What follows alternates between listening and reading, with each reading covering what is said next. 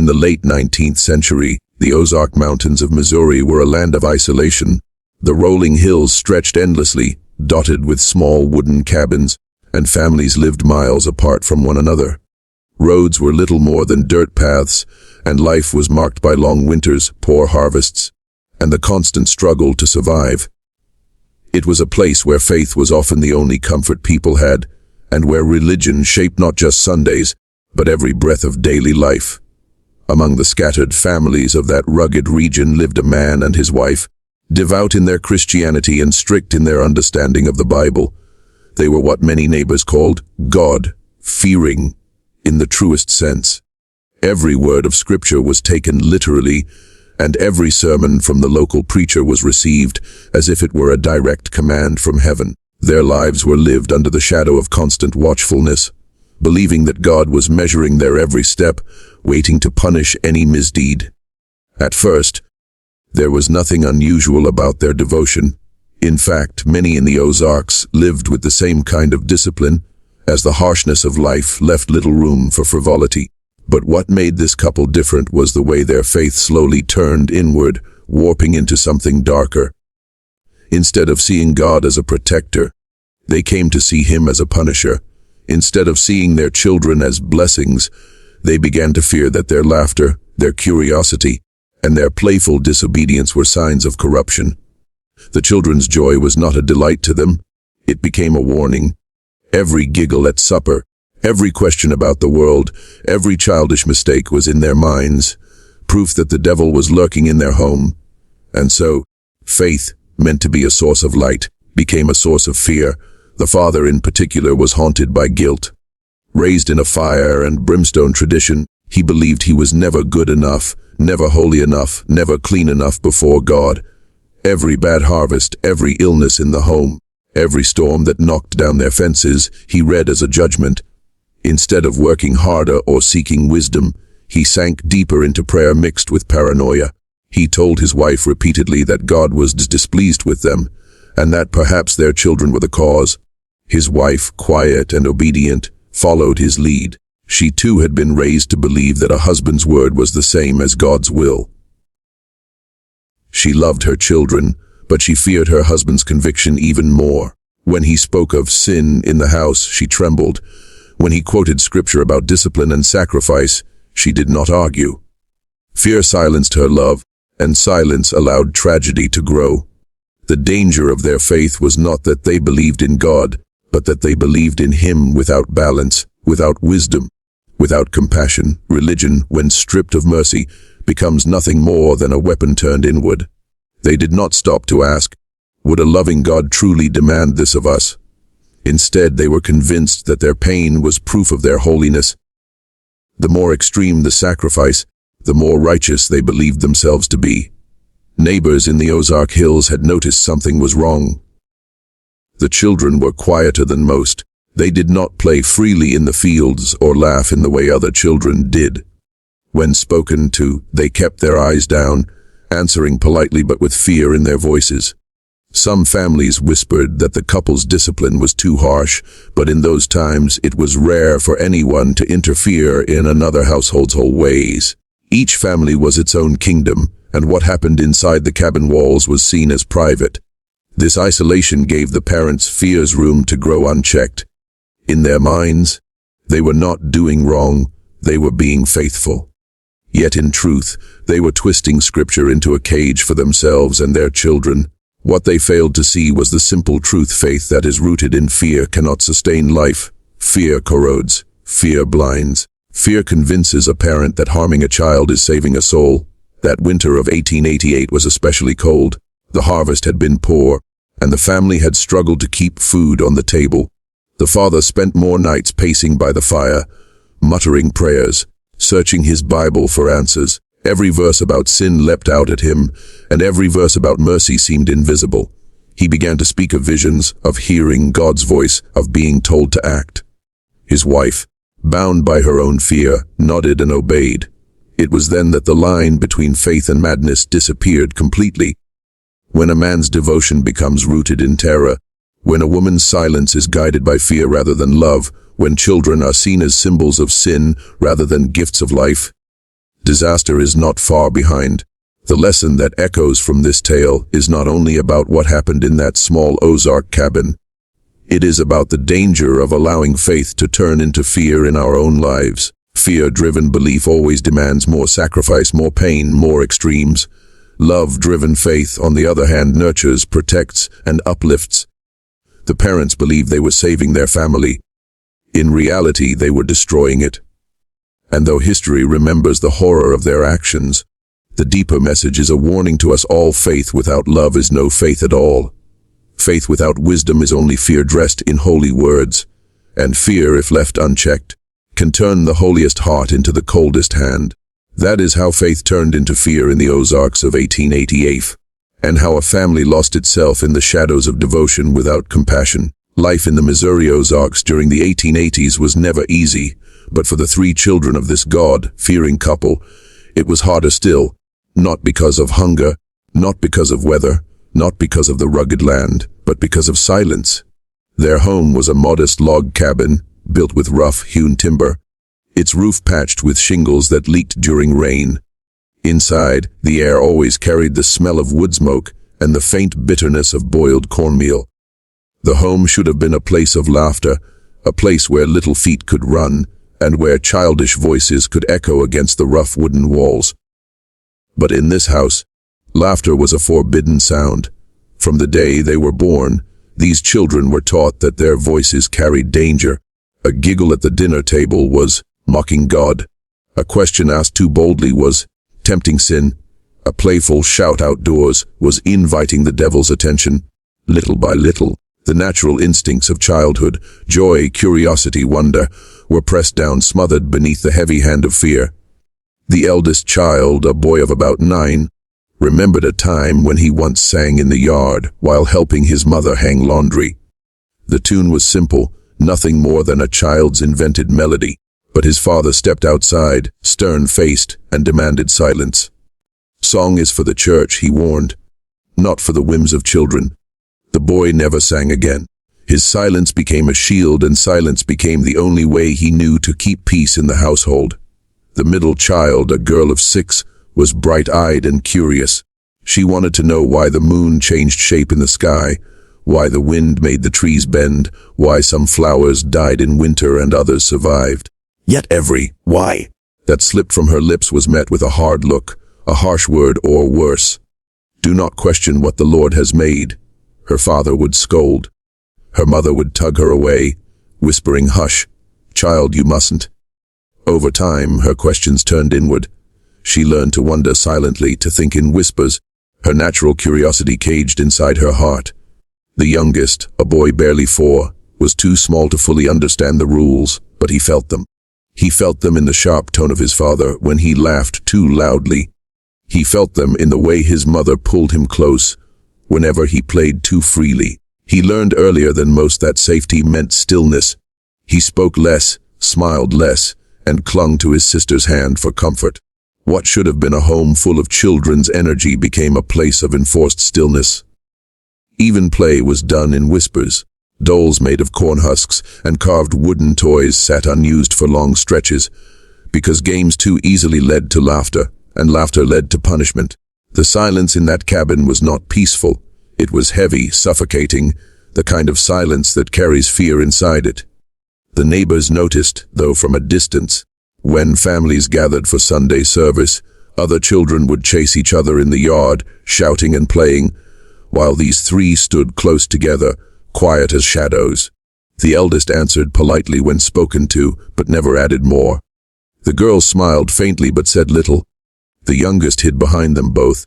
Some adults whispered that the children were well trained, perhaps even godly, but others, watching more closely, saw the hollowness in their eyes. They were not disciplined, they were stifled. In truth, the children were growing up believing that silence was survival. They learned that obedience brought fewer punishments, that invisibility was safer than joy, and that love was conditional, granted only when they were quiet, still, and serious. It is important to understand that children raised in silence do not simply lose their voices, they lose their sense of self. A child's laughter is more than noise. It is the sound of life learning to trust the world. A child's questions are more than words. They are the roots of wisdom stretching toward light. To strip a child of these is not to make them holy, but to wound them in ways that last forever. In the Ozarks of 1888, these 3 children carried their silence like a burden too heavy for their young shoulders. They did not complain, for they had learned that even tears could invite correction. They did not rebel, for they had been taught that rebellion was sin. They lived as shadows of themselves, muted versions of the vibrant souls they might have been. What makes this story truly tragic is not only what happened later, the terrible act that ended their lives, but also what happened every day before the quiet, relentless burial of their spirits while they still lived. The crates they would later be placed in were only a physical echo of what had already been happening for years. They had been sealed away in silence long before the nails touched wood. Yet in this sorrow lies a warning, and within that warning lies hope for others. Children are not meant to be raised in fear of their own voices. They are meant to be guided, encouraged, corrected with love, and given the freedom to wonder and grow. When parents confuse obedience with silence, they do not raise strong believers. They raise broken souls. For the community that later learned of their fate, the memory of these silent children carried a powerful lesson: never mistake fear for faith, and never confuse control with care. A parent's role is not to erase a child's spirit, but to nurture it, shape it, and allow it to flourish. The story of the children born into silence in that Ozark cabin is a story that resonates even today. It reminds us that silence, when forced, is not peace. It is oppression. And oppression, no matter how religiously justified, always destroys more than it saves. The greatest tragedy of those 3 children was not only that they were buried in crates, but that long before their laughter, their questions, their joy, all the things that make childhood sacred, had already been buried under the weight of fear. The winter of 1888 had settled heavily upon the Ozarks, blanketing the hills with snow and pressing families into their cabins for long nights of prayer, work, and survival. For one man in particular, those nights were restless. He sat by the fire with his Bible spread open across his knees, the flickering light dancing across his tired face. His children slept in silence in the loft above, and his wife mended clothes by the hearth. Yet even in that stillness, his heart was troubled. The father had always been devout, but lately his devotion had turned into something more severe. He saw signs everywhere: storms that tore down fences, coughs that lingered in his children, a harvest that yielded half of what was needed. To him, these were not ordinary hardships of life in the Ozarks. They were judgments, punishments, proof that his household had angered God. And then came the revival. Traveling preachers often rode through the hills, carrying fiery sermons that stirred the hearts of isolated families. That winter, one such preacher came to a nearby town. His message was not of hope or love, but of wrath and fear. He thundered from the pulpit about sin hiding in plain sight, about the devil creeping into homes through the laughter of children, through small disobediences, through any trace of rebellion. Better to lose the body, he shouted, than to lose the soul. The father sat in the front pew, trembling with conviction. Every word seemed aimed directly at him.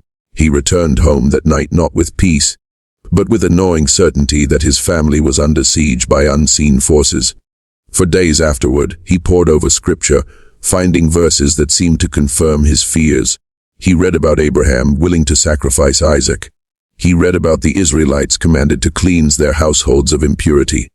He read about Jesus' words, "If thy hand offend thee, cut it off." In his fevered state, he took these verses not as metaphors, but as literal instructions. It was during one of those long nights, as the wind howled outside and the fire burned low, that he claimed to have received his revelation. He told his wife that the Lord had spoken to him, not in a whisper but in a command: their children must be saved, and the only way to save them was to bury the flesh, so the spirit may rise. His wife stared at him in shock. She was weary, worn from years of obedience and fear. At first she thought he was speaking in parable, as preachers often did, but as he explained further, his eyes wild with conviction, she realized he meant it literally. He spoke of building crates, of sealing the children away as Abraham once prepared to sacrifice Isaac, trusting that God would provide. She hesitated. Her heart warred within her. These were her children, the babies she had carried, nursed, soothed through fevers. How could she consent to such a thing? Yet her husband's certainty was overwhelming. He spoke with the authority of one convinced he had touched heaven itself. To oppose him, she feared, was to oppose God. And so, her silence became agreement. This revelation became the family's turning point, the moment when fear crossed the final boundary into destruction.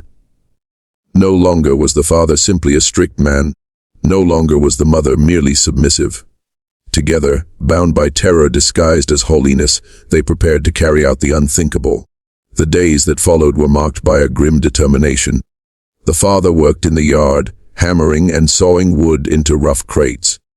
He told the children it was for storage, though his trembling hands betrayed him. The mother prepared the home, humming hymns through tears as she cooked meals that no one had the appetite to eat. The children, too accustomed to silence, did not ask questions. They had long since learned that curiosity only brought punishment. As the crates took shape, the father grew more certain. To him, hesitation was a sign of weakness, doubt a tool of the devil. Each nail he hammered in was, in his mind, an act of obedience, a sacrifice that would prove his loyalty to God. He convinced himself that he was not killing his children but saving them, that their bodies were temporary vessels, and that through this act, their souls would be preserved in purity. It is difficult for us now to understand how anyone could believe such a thing, yet history is full of moments where fear and fanaticism twist reason into madness. For this father, the revival preacher's words had been the spark, and his own guilt and paranoia had been the fuel. His so-called revelation was not from heaven, it was from the darkest corners of his own mind. The mother, though torn, submitted. In her silence, we see another tragedy, the danger of surrendering conscience in the name of obedience. She convinced herself that her husband must be right, that her role was not to question but to follow. Perhaps she prayed that God would intervene at the last moment, as he had for Abraham. Perhaps she hoped for a miracle. But her silence ensured that no miracle could come. This revelation, this false vision, destroyed not only the children's lives, but also the meaning of family itself. A home meant to protect became a place of betrayal. Parents meant to nurture became instruments of death. Faith meant to bring light became a cloak for darkness. And yet, within this horror lies a warning that transcends its time and place.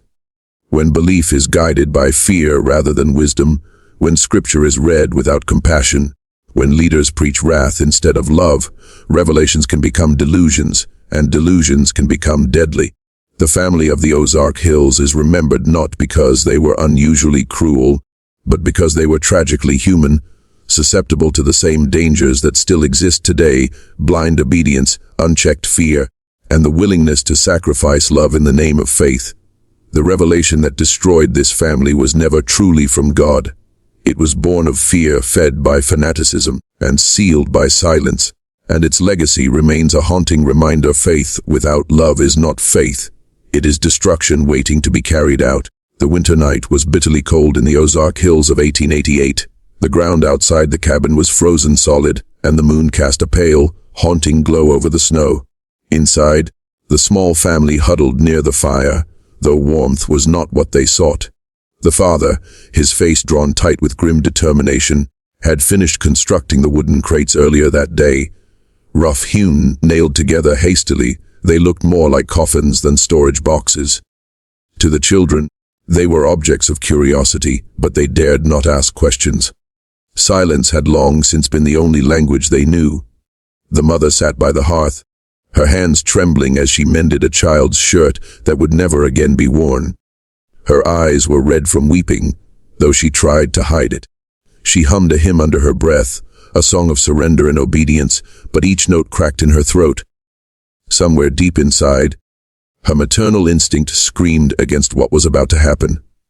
Yet she told herself that this was God's will, that her husband's revelation was divine truth.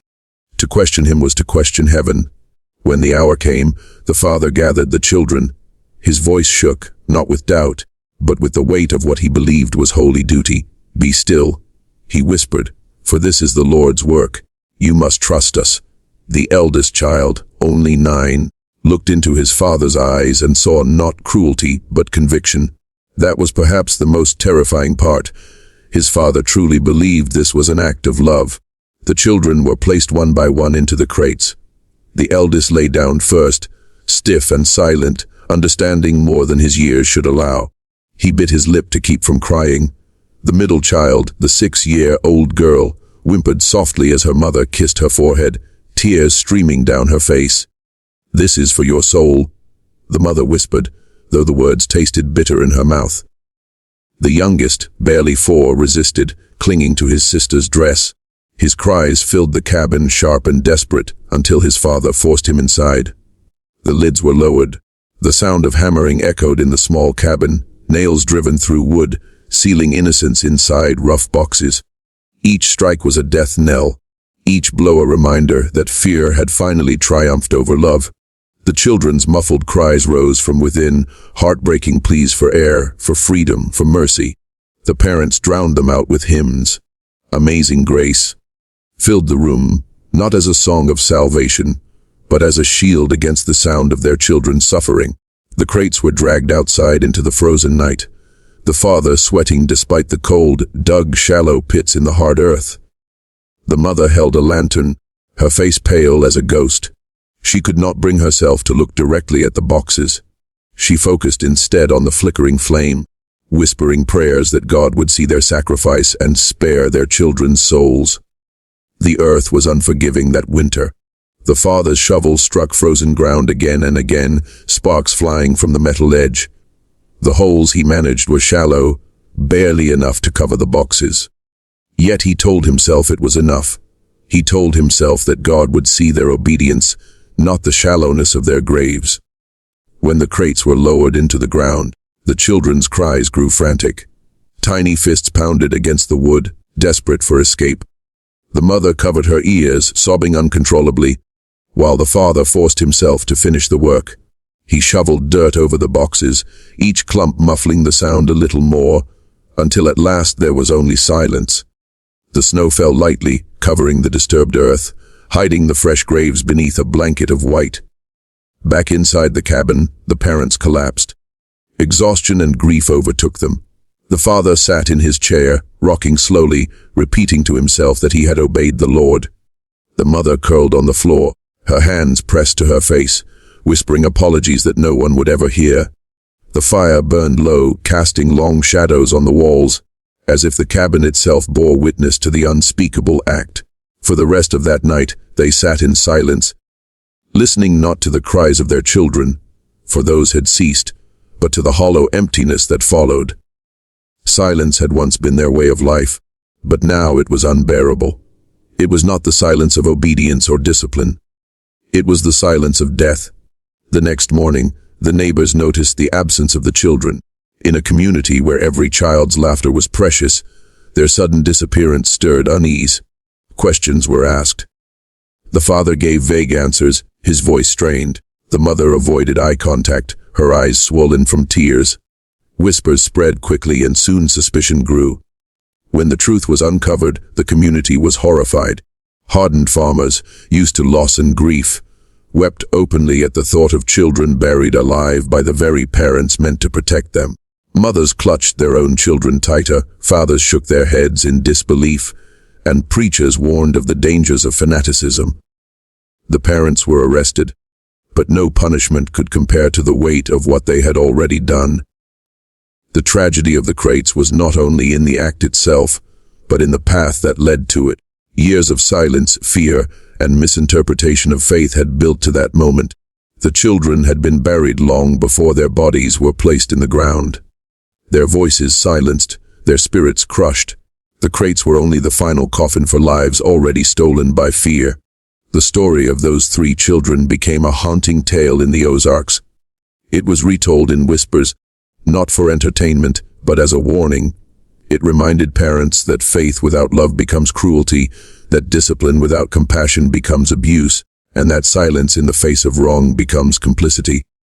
The crates stand in history as a symbol of what happens when fear replaces wisdom, when obedience replaces love, and when faith is twisted into fanaticism. They remind us that protecting a child's spirit is just as important as protecting their body, and that true faith never demands the sacrifice of innocence. The tragedy in the crates was more than a single night's horror. It was the culmination of years of misguided devotion, of faith turned into fear, of silence mistaken for holiness, and it remains a cautionary tale. Children are not meant to be buried. They are meant to be raised, nurtured, and cherished, their voices filling the world with the laughter and questions that keep life alive. When word of the children's death spread across the Ozark hills, it traveled faster than the winter winds. At first, it was whispers carried from one farmhouse to another. "Have you heard about the Crenshaws?" Neighbors would mutter, using the family's name in hushed voices. But whispers quickly turned into cries of disbelief, then into shouts of anger. The Ozarks in 1888 were no stranger to tragedy. Families lost children to sickness, to accidents, to the harsh winters that swept across the hills. Graves of little ones dotted the countryside, silent reminders of how fragile life was. But those deaths were always mourned with heavy hearts, with communities gathering to comfort one another, to share food, to share prayers. The idea that parents, God-fearing parents, had chosen to bury their children alive was beyond comprehension. Neighbors who had once respected the father's stern piety now recoiled in horror. Men who had prayed beside him at revival meetings clenched their fists in anger when they heard what he had done. Women who had seen the children's quiet faces in church pews wept openly when they learned of their fate. And the preachers, those who had thundered about sin and sacrifice, suddenly found their own words echoed in the madness of the crime. The sheriff, a stout man hardened by years of frontier justice, rode out to the cabin with a posse of locals. They found the father sitting by the fire, his Bible open in his lap, his eyes wild but strangely calm. The mother was curled in the corner, pale and trembling, her hands folded as if still praying. When asked what had happened, the father spoke with conviction, "I did what the Lord commanded. Their souls are safe now." The sheriff did not argue theology. He ordered the parents taken into custody at once. The crates were unearthed, the earth reluctantly giving up its secrets. Inside, the children's small bodies were discovered, cold and lifeless, faces frozen in expressions of terror. Hardened men who had dug many graves in their lifetimes turned away, unable to bear the sight. Women fainted. Some cried out curses at the parents as they were led away in chains. The town's anger only grew when the details spread. People could not fathom how a mother could stand by and let such a thing happen, nor how a father could twist faith into something so monstrous. In the taverns, men shouted that such people deserved hanging. In the churches, pastors wrestled with their sermons, fearing that their own words of sacrifice and obedience had planted seeds in the father's mind. On Sunday, the church pews were filled to overflowing, not with the usual quiet reverence, but with restless energy. Some demanded that the preachers denounce the crime outright, naming it for what it was: murder. Others urged caution, worried that admitting such fanaticism grew from their own teachings would cast shame on the church. The preachers, however, knew they could not remain silent. One after another, they stood in pulpits across the Ozarks and thundered, not about wrath, but about mercy, reminding the people that God was a God of love, and that love never asks for the destruction of the innocent. The outrage of the community was not just against the parents, but against the very idea that faith could be twisted so dangerously. Families began to speak more openly about the dangers of extreme piety. Mothers encouraged their children to laugh a little louder, to ask more questions. Fathers, once proud of strict discipline, began to wonder if kindness was not a better reflection of God's will. The tragedy became a turning point, an awakening to the dangers of silence, fear, and blind obedience. Yet anger remained. When the trial began, crowds gathered outside the courthouse, demanding justice. The father spoke with the same conviction as before, insisting that he had acted out of obedience, not malice. His words did not soften hearts. They hardened them further. The mother, weeping through every testimony, begged forgiveness. Some pitied her, others called her equally guilty. The jury did not deliberate long. Both parents were found guilty of murder. The sentence was severe, though in the minds of many in the community, no earthly punishment could match the crime of burying one's own children alive. Still, the verdict offered some measure of closure. But justice did not erase the memory of the crates. For months, for years afterward, families told the story to their children, not as gossip, but as a warning. Parents reminded themselves never to let fear overrule love. Children grew up with the tale as a cautionary reminder that silence can be as deadly as violence. The outrage of the community was not only emotional, it was transformational. It forced people to look inward, to examine the balance between faith and fanaticism, between discipline and cruelty, between obedience and conscience. Many realized that to truly honor God was not to suppress life but to nurture it. The tragedy, horrific as it was, became a lesson carved into the heart of the Ozarks, and so the story lived on.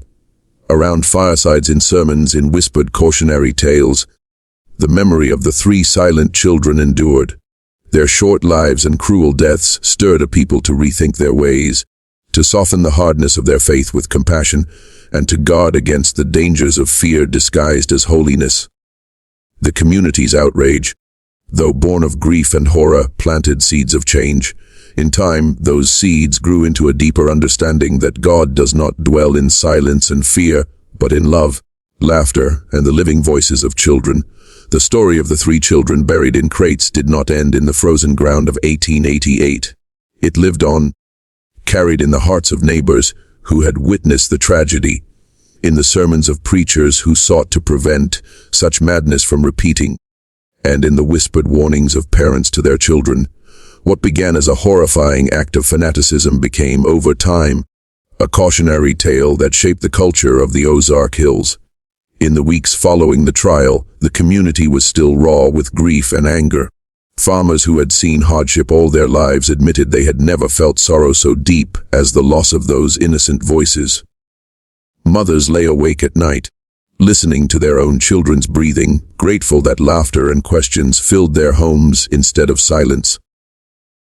Fathers, once proud of strict discipline, softened their tone, afraid of where severity might lead if left unchecked. It was as though the entire countryside took one long, collective breath and vowed never to walk down that dark road again. But the lesson endured not only because of fear of repetition. It endured because the story held a deeper truth about the human spirit. The tragedy revealed that faith, when twisted into fear, can become more dangerous than doubt. Doubt, after all, invites questions, and questions can lead to understanding. Fear, on the other hand, silences questions and smothers the soul. The parents in the Ozark cabin had lived by fear, fear of punishment, fear of sin, fear of losing God's approval. That fear destroyed their children and left the community shaken. The lesson for those who remained was clear: true faith must be rooted in love, not terror. For years after, preachers in the region used the story to remind their congregations that God's greatest command was love. They spoke less about wrath and more about mercy. They warned against twisting scripture into tools of cruelty. They encouraged parents to guide their children gently, to correct them with kindness, to see their laughter as a reflection of God's joy rather than as a sign of sin. In this way, the children who had been silenced gave voice to a new way of thinking. The lesson also endured in families. Parents began telling the story to their children, not to frighten them, but to teach them about balance. They would say, "Do not confuse obedience with love. Do not mistake silence for holiness. And never let fear dictate your choices."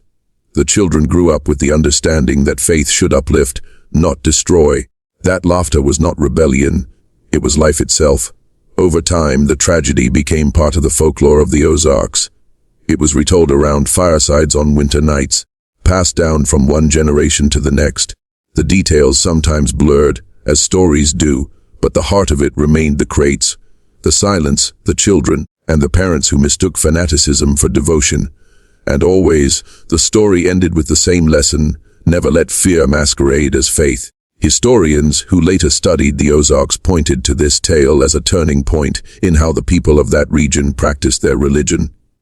Before, the focus had often been on strictness, on survival, on obedience to every rule. After, there was a shift, subtle but real, toward compassion, toward mercy, toward celebrating the simple joys of family life. Communities still prayed, still preached, still held tightly to their faith, but they carried with them the reminder of what could happen if they allowed fear to rule their hearts. The enduring lesson reached beyond religion as well. Teachers in small schoolhouses spoke of it when encouraging children to think for themselves. Neighbors mentioned it when disputes arose, reminding one another that kindness should guide their actions. Even in moments of hardship, failed crops, sickness, loss, the story stood as a reminder that suffering was not a punishment from God but a challenge to be faced together with love and perseverance. The mother's silence, too, became part of the lesson. Women spoke of her not only with pity but also with warning. They taught their daughters that silence in the face of wrong can be as dangerous as the wrong itself. They encouraged one another to speak, to question, to stand firm even when afraid. Out of her submission grew a new understanding that obedience without conscience is not virtue. It is complicity. As the years turned into decades, the story remained, not as fresh pain, but as a solemn reminder. It shaped the character of the Ozark people, making them wary of extremes, cautious of teachings that demanded blind obedience, and deeply protective of their children. And as generations passed, the lesson endured in a simple truth, that every child of the hills came to know faith without love is no faith at all. Discipline without compassion is cruelty. Silence without understanding is death. Even now, long after the cabin has rotted away and the graves have vanished into the earth, the memory of the children lives on in the telling. They are not remembered for their silence, but for the way their silence gave rise to a greater voice. The collective voice of a community that vowed never to let fear destroy love again. The story of the crates is grim, but its legacy is not despair. Its legacy is resilience, wisdom, and compassion. It reminds us that from the darkest tragedies can come the brightest lessons, if only we are willing to see them. It urges us to guard our hearts against fear, to question what seems holy when it feels cruel, and to protect the laughter of children as one of the purest sounds on earth. And so, the lesson endures, that love must be the root of every act, the measure of every belief, and the light that guides every family. Without it, even the most devout intentions can lead to ruin. With it, even the harshest winters of life can be endured with hope, with joy, and with voices that are never silenced.